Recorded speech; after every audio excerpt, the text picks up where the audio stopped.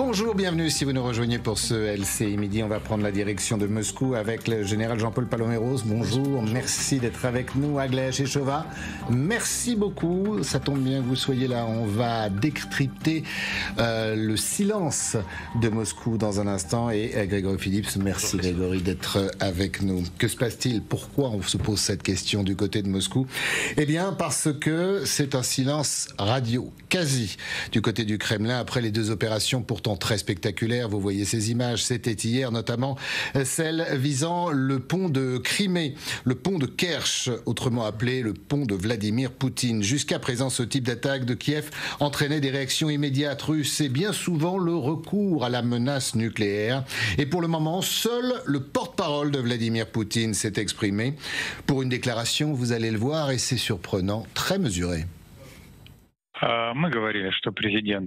Nous avons dit que le président Poutine était informé de ce qui se passait concernant les différentes attaques. Une enquête est en cours, lancée par le comité d'enquête de la Fédération de Russie. Je suggère d'attendre le résultat de l'enquête et de se concentrer sur le contenu de la future déclaration.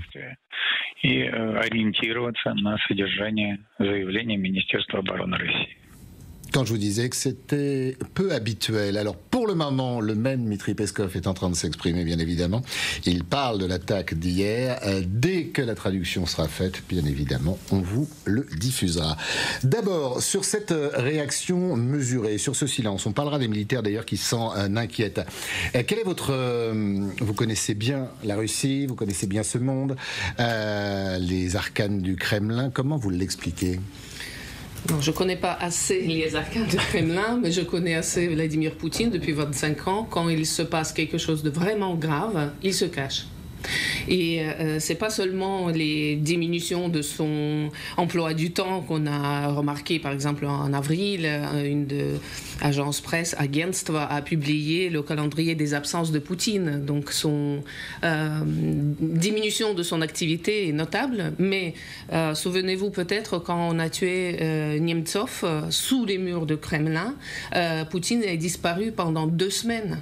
On a servi à la télé ce qu'on appelait les conserves, c'est-à-dire les reportages préenregistrés pour après servir comme les actualités.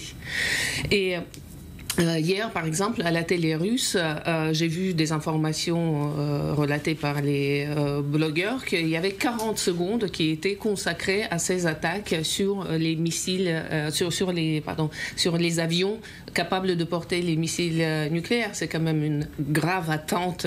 Et la démonstration que jusqu'à la façade pacifique de la Russie, il faut se rendre compte de cette... Pas un mot sur le pont de Kerch, l'attaque? Non, pas encore. D'ailleurs, on a vu que les Ukrainiens ont annoncé plusieurs attaques telles que c'était en pluriel dans leur annonce, mais on a vu une seule explosion.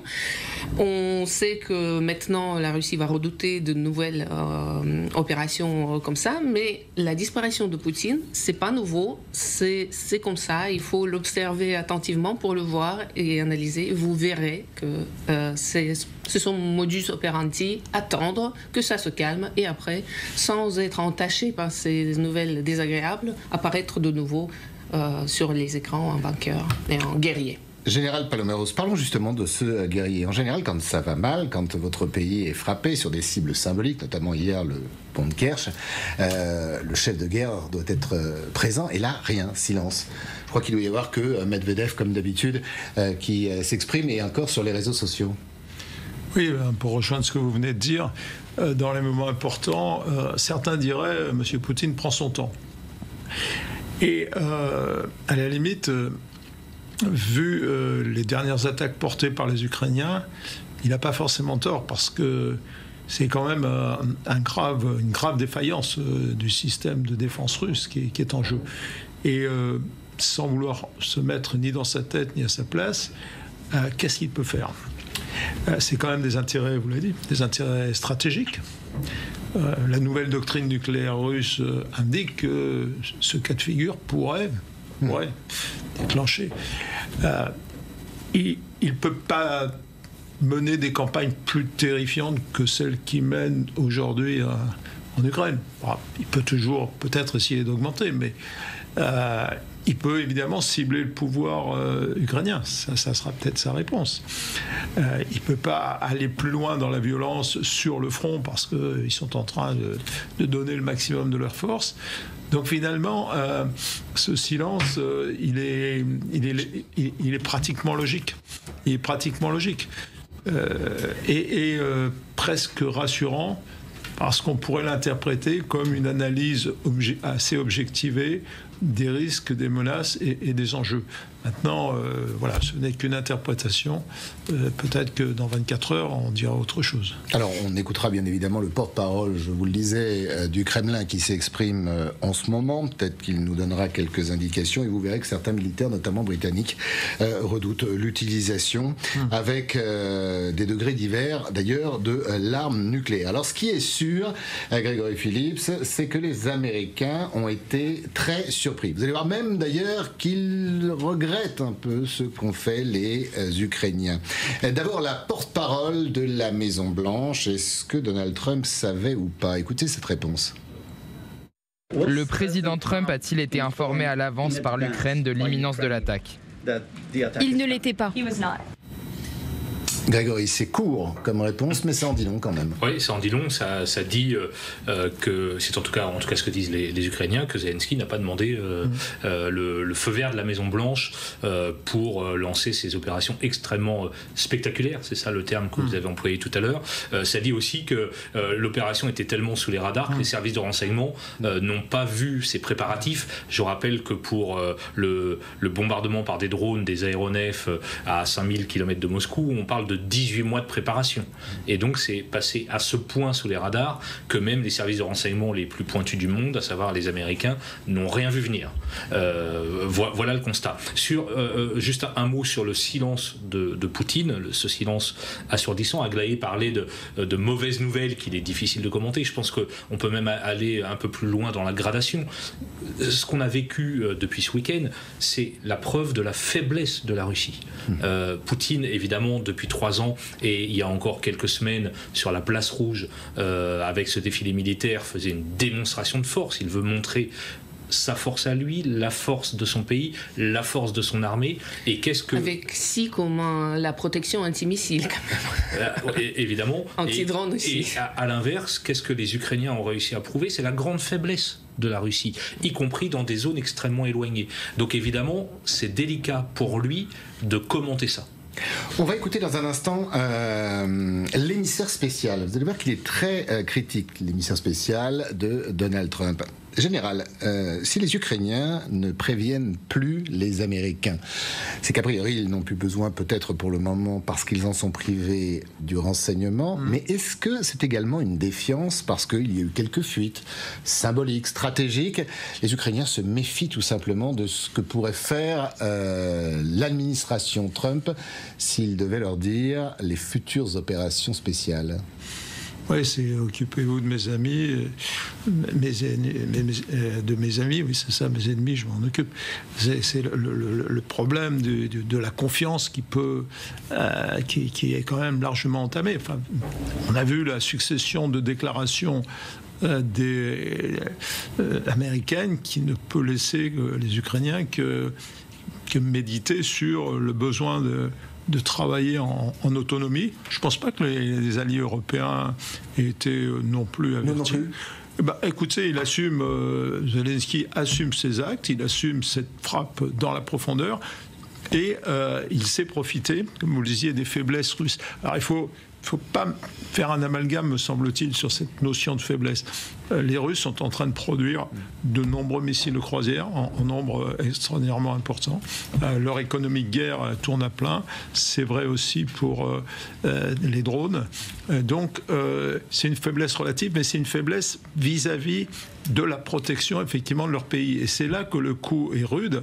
C'est parce qu'aujourd'hui, la population, aussi mal informée soit-elle, ne peut pas ne pas savoir qu'elle est à la merci, même si ce n'est pas elle qui a été attaquée, soulignons-le quand même, et que ces outils militaires les plus sacrés, les plus stratégiques, sont à la portée des Ukrainiens, avec beaucoup d'audace, avec du savoir-faire, mais aussi avec des complicités. Je vois pas comment il ne pourrait pas y avoir à l'intérieur du pays une sorte de 5e colonne ukrainienne pour préparer ces opérations. Parce que ce n'est pas des drones qui ont fait 5000 km.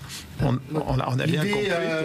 L'idée des drones navals qui partiraient d'Odessa, bien évidemment, tout ça, non, enfin, pas que en tout cas. Donc vous dites que il y a aujourd'hui en Russie, comme pour l'histoire de ces camions qui ont été envoyés au plus profond de la Russie sans que les chauffeurs soient au courant, pour aller détruire les bases aériennes avec des drones, il y a forcément des complicités en Russie. Il y a une analyse très très lucide du commandement ukrainien sur les voies et les moyens, comme quoi il n'y a pas forcément besoin effectivement de missiles balistiques, etc. Mais c'est un juste équilibre. Et ça repose sur l'aptitude à cacher tout ça. Et pour cacher, il faut des hommes, des femmes de l'intérieur, qui de la résistance peut-être russe. Ça doit exister. Aglaé alors, ça existe. Il y a aussi l'utilisation à l'aveugle. Et il y a les Russes qui fabriquent les drones pour les Russes, et il n'est pas exclu que les assemblages d'explosifs sur les drones qui étaient faits visiblement en Russie, les gens étaient aussi peut-être utilisés à l'aveugle. Ils pouvaient penser qu'ils fournissent quelque chose à l'armée russe. C'est aussi ça. Et que ça a été détourné. Ça veut dire que l'opération a été rondement menée. Voilà. Et par rapport à la permission de ces coups, 26 mai, si je ne me trompe pas, Merz a dit qu'il n'y a plus de limite dans les attaques à l'intérieur de la Russie, et la France, l'Amérique... Il avait même parlé du pont de Kerch d'ailleurs. Absolument. Et donc, pour la permission, je crois que avoir la permission le 26 mai pour attaquer le 1er juin, c'est un excellent timing. Si on se souvient cette scène dans le cabinet ovale où Trump disait à Zelensky, vous n'avez pas de carte, si c'est pas les as que Zelensky sortit, il a démontré qu'avec les drones à 600 je crois que dollars, c'était même 450 dollars. 450 dollars. Mais il y a une réponse. Vous l'avez vu, il y a une réponse hier. Elle était très amusante du ministre de la Défense ukrainien qui a produit sur X une carte maîtresse, un roi, en disant écoutez, cette carte on l'a effectivement et on a réussi. Et la coupole d'or américaine doit coûter 175 milliards, il me semble. Alors on ne peut pas tout faire bien évidemment, mais c'est comme ce drone qui a frappé hier l'un des piliers du pont de Kerch. Je vous le disais Grégory, on va écouter Kit Kellogg qui est quand même et qui reste encore l'émissaire spécial pour l'Ukraine de Donald Trump. Il était interrogé il y a quelques heures sur la chaîne Fox et vous allez voir qu'il est très très dubitatif, il n'est même pas très content de ce qui s'est passé. Je vous assure que les niveaux de risque augmentent considérablement lorsqu'on attaque un élément du système de survie nationale d'un adversaire, à savoir sa triade nucléaire. Le niveau de risque augmente, car on ignore ce que l'autre camp va faire. Grégory, comment on interprète cet excès de prudence, cette inquiétude même de l'administration Trump ? Tout simplement, le général Kellogg est comme nous, il se pose la question de la réponse. Alors pour l'instant on attend la réponse par les mots, par les porte-paroles du Kremlin, peut-être par Poutine aujourd'hui qui est censé réunir son gouvernement, mais ce qu'on attend et ce qu'on redoute aussi, c'est la réponse militaire.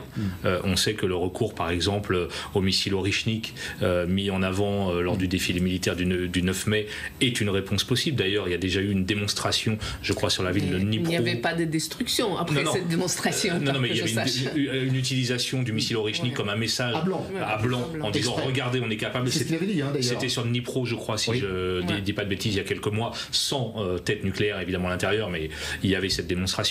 Est-ce que là, Poutine va dire, pour réagir sur le plan militaire, je vais balancer à nouveau, pardonnez-moi pour ce terme, des Orychnik sur les populations civiles pour bien montrer que là, le niveau de risque s'est élevé? C'est ce que tout le monde se demande. D'ailleurs, on est même assez surpris, c'est que la nuit dernière, il n'y a pas eu de bombardement massif sur Kharkiv ou d'autres villes, comme c'est le cas en général après un coup d'éclat de la part des Ukrainiens. Donc on est tous, général Kellogg y compris, dans l'attente d'une éventuelle riposte militaire qui pourrait être meurtrière pour la population ukrainienne, et évidemment avec toujours cette menace nucléaire que Poutine brandit depuis 3 ans à intervalles réguliers, elle existe, elle est toujours là, évidemment. Alors on en parlera, vous avez raison, du nucléaire, parce que certains officiers britanniques s'en inquiètent. Kharkiv frappé cette nuit, mais dans une moindre mesure, si tant est qu'on puisse dire ça.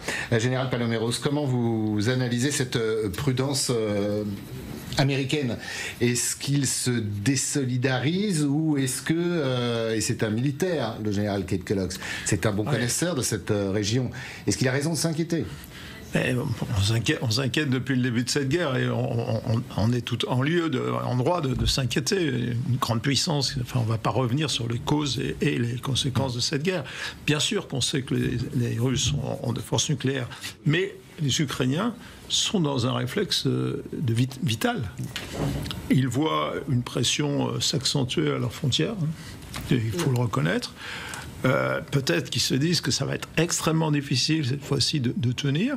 Et leur arme, c'est maintenant, on l'a compris, une de leurs armes en tout cas, la frappe dans la profondeur. Aller porter la violence, la force sur l'adversaire, en la maîtrisant et en la ciblant. Je le dis encore, ce ne sont pas des attaques à l'aveugle comme celle de Poutine et massive. C'est très ciblé. Donc, bien sûr, le général Kellogg, comme chacun peut se dire, on touche à des, je l'ai dit tout à l'heure d'ailleurs, on touche à des éléments stratégiques, donc on rentre dans le cadre quelque part de la, exactement, de la nouvelle doctrine. Mais une doctrine nucléaire, ça reste jamais qu'une doctrine. Est-ce que Poutine deviendra assez fou pour le faire ? Je ne le pense pas, je ne le crois pas, je ne l'espère pas.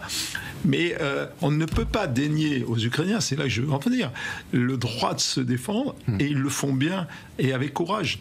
Il faut se mettre à leur place.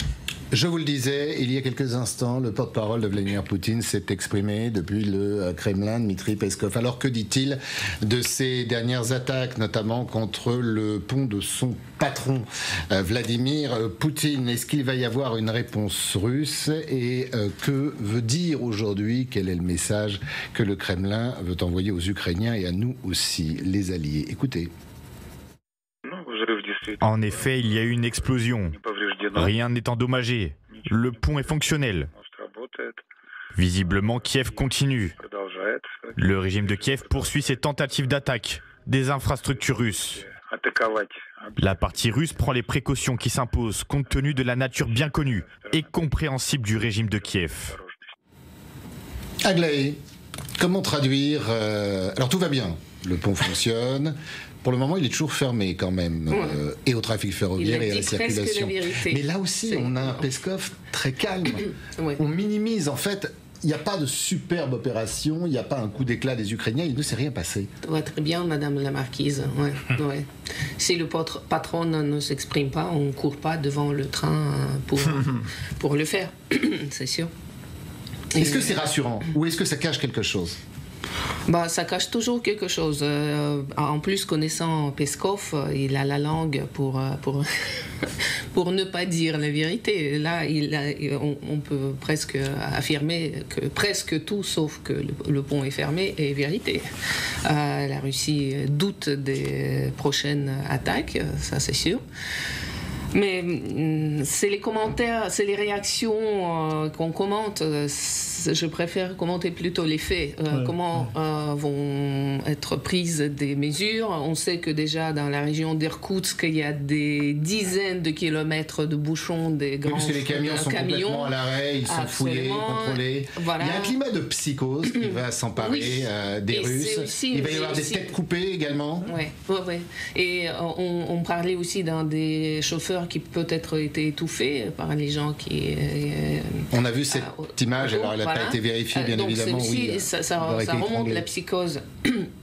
Et c'est aussi une des facettes du succès ukrainien aussi. C'est paralyser la vie normale, paralyser la téléphonie mobile, etc. Les aéroports, comme on a vu déjà, le pont de Crimée, encore une fois, et c'est aussi un succès.